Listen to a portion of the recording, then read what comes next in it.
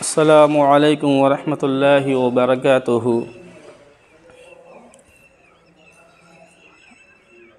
الحمدللہ وکفا وسلام علی عبادہ الذین اصطفی اما بعد۔ قال اللہ تبارک وتعالی فی کلامہ المجید والفرقان الحمید۔ اعوذ باللہ من الشیطان الرجیم، بسم اللہ الرحمن الرحیم۔ یا ایہا الذین آمنوا قوا انفسکم واہلیکم نارا وقودها الناس والحجارة علیہا ملائکۃ غلاظ شداد لا یعصون اللہ۔ محترم ناظرین، آج کے اس بیان میں ہم چند باتیں ذمہ داری کے تعلق سے کریں گے۔ اللہ رب العالمین نے ہر انسان کو کسی نہ کسی چیز کا ذمہ دار بنایا ہے، خواہ وہ مرد ہو خواہ وہ عورت ہو، چاہے وہ کسی یونیورسٹی کا مینیجر ہو، چاہے وہ کسی چھوٹے سے ادارے کا ناظم ہو، چاہے وہ پرنسپل ہو، صدر مدرس ہو۔ الغرض اس دنیا کے اندر اللہ رب العالمین نے ہر انسان کو کسی نہ کسی چیز کا ذمہ دار بنایا ہے، اور اللہ رب العالمین نے قرآن مجید کے اندر لوگوں کو متنبہ کیا، لوگوں کو باخبر کیا کہ یا ایھا الذین آمنوا، کہ اے وہ لوگو جو ایمان لے کر آئے، قوا انفسکم، کہ تم اپنے آپ کو، واہلیکم، اور اپنے گھر والوں کو جہنم کی آگ سے بچاؤ۔ اللہ رب العالمین یہاں سرسری طور پر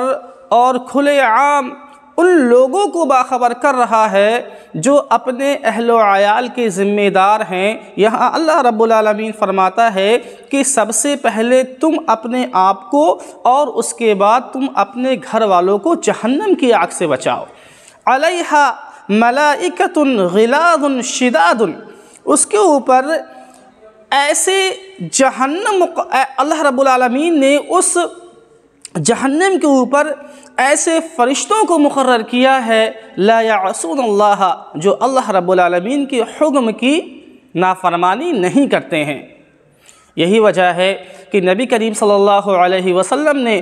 حدیث کے اندر کھلے طور پر فرما دیا کہ کلکم راع وکلکم مسئول عن رعیتہ، کہ تم میں سے ہر شخص ذمہ دار ہے اور کل قیامت کے دن اس سے اس کی ذمہ داری کے متعلق سوال کیا جائے گا۔ اللہ رب العالمین نبی کریم صلی اللہ علیہ وسلم نے فرمایا کہ والرجل راع فی اہلہ، کہ آدمی اپنے گھر میں ذمہ دار ہے اور اس سے اپنے اہل کی ذمہ داری کے بارے میں اللہ رب العالمین سوال کرے گا کہ ہم نے تم کو تمہارے اہل کا ذمہ دار بنایا تھا، تو کیا تم نے اپنے اہل و عیال کی تربیت اسلامی ڈھانچے میں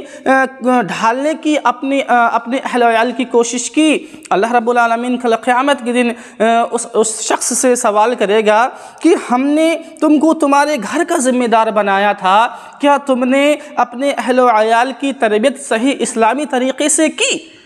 کیا تم نے اپنے اہل و عیال کو بتلایا کہ جب سو کر اٹھتے ہیں تو کون سی دعا پڑھنی ہے، کھانا کھانے سے پہلے کون سی دعا پڑھنی ہے، اسی طریقے سے اگر ہمیں سفر کرنا ہے تو ہمیں کون سی دعا پڑھنی ہے، اسی طریقے سے ہمیں نماز کے لیے آنا ہے تو ہمیں وضو کا طریقہ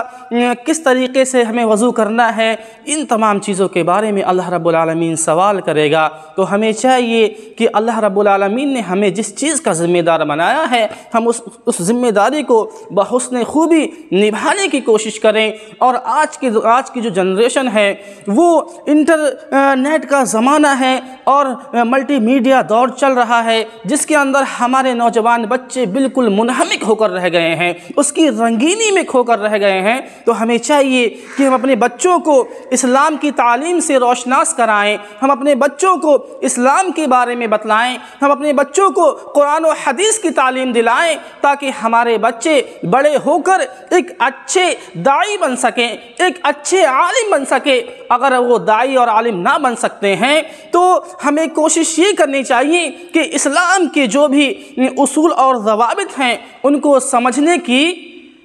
جب وہ کوشش کریں گے، ان کو پڑھنے کی جب وہ کوشش کریں گے، تو میں سمجھتا ہوں انشاءاللہ وہ اچھائی اور برائی میں تمیز کر لے جائیں گے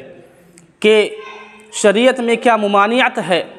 ہمیں کس چیز سے نبی صلی اللہ علیہ وسلم نے روکا ہے، اور ہمیں نبی صلی اللہ علیہ وسلم نے کیا کرنے کا حکم دیا ہے۔ ہمیں اس چیز کے بارے میں اگر ہم اسلام کو سمجھیں گے تو ہمیں انشاءاللہ اچھی تمیز آ جائے گی۔ نبی کریم صلی اللہ علیہ وسلم نے فرمایا کہ جب اللہ رب العالمین کسی شخص کو کسی قریے کا، کسی خطے کا یا کسی جگہ کا، اللہ رب العالمین جب کسی شخص کو حاکم اور ذمہ دار بناتا ہے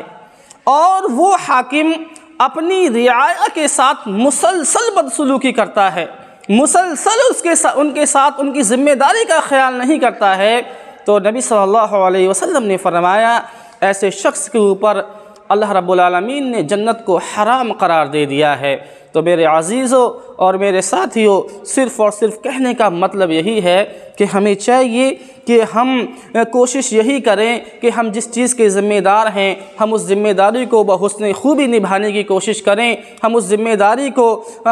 داری کو دیانت داری اور امانت داری کے ساتھ نبھانے کی کوشش کریں۔ اب آخر میں اللہ رب العالمین سے دعا ہے کہ اللہ رب العالمین ہمیں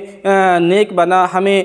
ہمارے تمام گناہوں کو اللہ رب العالمین معاف فرما، ہماری غلطیوں کو معاف فرما۔ اللہ رب العالمین ہم نے رمضان المبارک کے مہینے میں جو عبادتیں کی ہیں اللہ رب العالمین تو اس کو قبول فرما لے، آمین۔ تقبل یا رب العالمین۔ والسلام علیکم ورحمۃ اللہ۔